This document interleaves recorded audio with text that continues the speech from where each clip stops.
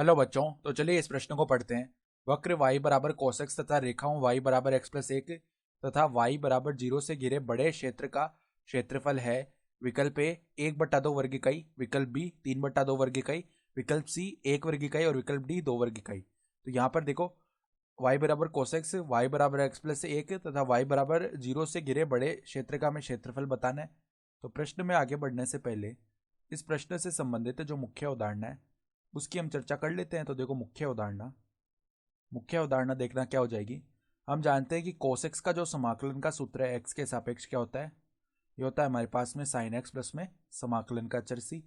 तो अब देखो हमें कौन सा क्षेत्रफल ज्ञात करना है। देखो y बराबर cos x दिया हुआ एक तो, और y बराबर x प्लस 1 है, और एक है y बराबर 0। ये तीन वक्र है, ठीक है। तो यहाँ पर देखो हम जानते हैं कि y बराबर 0 जो रेखा आएगी ना वो तो x अक्ष को व्यक्त करेगी, ठीक है। यानी कि ये रेखा आ गई हमारी y बराबर 0, x अक्ष हो गया y बराबर 0। कोस एक्स का जो वक्र है ना वो देखो ऐसे आएगा, ठीक है। इस प्रकार से चलता है कोस एक्स का वक्र। ये हो गया y बराबर कोस एक्स। फिर बात करें y बराबर x प्लस 1 की, तो यहाँ पर जब हम x बराबर 0 रखेंगे ना तो y का मान हमें 1 मिलेगा, यानी कि ये बिंदु आ गया, ठीक है। इस बिंदु को a बोल लेते हैं, इस बिंदु को o बोल लेते हैं, जिसके निर्देशांक 0,0 है ना। a के निर्देशांक क्या हो जाएंगे, 0,1 हो जाएंगे। फिर देखो यहाँ पर जब हमने x बराबर 0 रखा तो y बराबर 1 आया। अब हम y बराबर 0 रखते हैं, ठीक है। तो x बराबर हमें क्या मिलेगा, -1, यानी कि यहाँ से देखो -1,0। तो ये जो रेखा आएगी ना ये इस प्रकार से जाने वाली है, देख लो, ठीक है।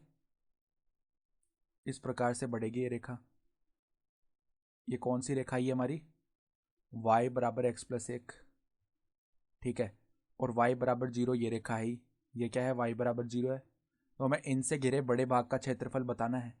तो देखो बड़ा भाग कौन सा हो गया, इनसे घिरा जो भाग है ना वो ये आ रहा है पूरा, ठीक है।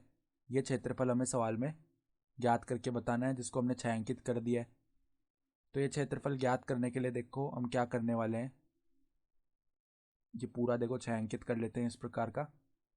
ये क्षेत्रफल ज्ञात करने के लिए पहले हम देखो ये जो बिंदु है ना इसको नाम दे देते हैं सी बिंदु, ठीक है।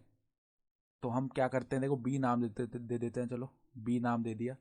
तो पहले हम बी से ओ तक जाएंगे इस रेखा के सारे y बराबर x प्लस 1, ठीक है, समाकलन करते हुए। फिर हम क्या करेंगे, फिर हम जाने वाले हैं, देखो ये जो बिंदु है ना इसको हमने सी बोल दिया, इसके निर्देशांक π/2, 0 होते हैं, क्योंकि कोस π/2 का मान 0 होता है ना, ठीक है। फिर हम कोस एक्स के वक्र में 0 से π/2 तक जाएंगे।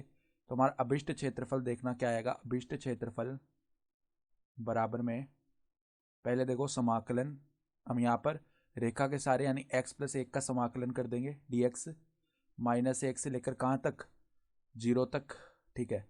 फिर यहाँ पर देखो प्लस में समाकलन में हम cos x का समाकलन कर देंगे, कहाँ से कहाँ तक, हम जा रहे हैं देखना 0 से π/2 तक, सही है। तो ये आएगा हमारा अभिष्ट क्षेत्रफल। तो इसका मान ज्ञात करते हैं। तो देखो अभिष्ट क्षेत्रफल क्या बनेगा, अभिष्ट क्षेत्रफल यहाँ पर देखो x प्लस 1 का समाकलन किया तो x²/2 x का समाकलन आ गया और 1 का समाकलन x आ जाएगा। इस पे सीमा भी लगानी बाकी है, देखो -1 से 0 जा रहे हैं, ठीक है। फिर देखो यहाँ पर प्लस में cos x का समाकलन हो जाता है sin x, और यहाँ पे सीमा लग जाएगी हमारी 0 से π/2, सही है। तो पहले ऊपर वाली सीमा लगाते हैं, तो 0 प्लस में 0 बनेगा, माइनस में देखो नीचे वाली सीमा यहाँ पर 1/2 बनेगा, फिर माइनस में क्या आ जाएगा, 1 आ जाएगा, ठीक है। ये पद बन गया। फिर देखो प्लस में ऊपर वाली सीमा लगाई, साइन π/2 का मान 1 होता है, माइनस साइन 0 का मान 0 होता है। तो अब इसका मान याद कर लेते हैं, देखो 1/2 माइनस 1, माइनस का 1/2 और बाहर भी माइनस लगा हुआ है, तो ये तो 1/2 प्लस में 1 आ जाएगा। यहाँ पे जोड़ा हमने तो 3/2 वर्ग इकाई ये बन गया। तो ये हमारा अभिष्ट क्षेत्रफल आ चुका है 3/2 वर्ग इकाई। तो यहाँ से अगर हम विकल्प देखें ना तो हमारा विकल्प बी जो है 3/2 वर्ग इकाई ये सही विकल्प आ जाएगा। तो आशा करता हूँ कि आपको ये प्रश्न समझ में आया होगा। धन्यवाद।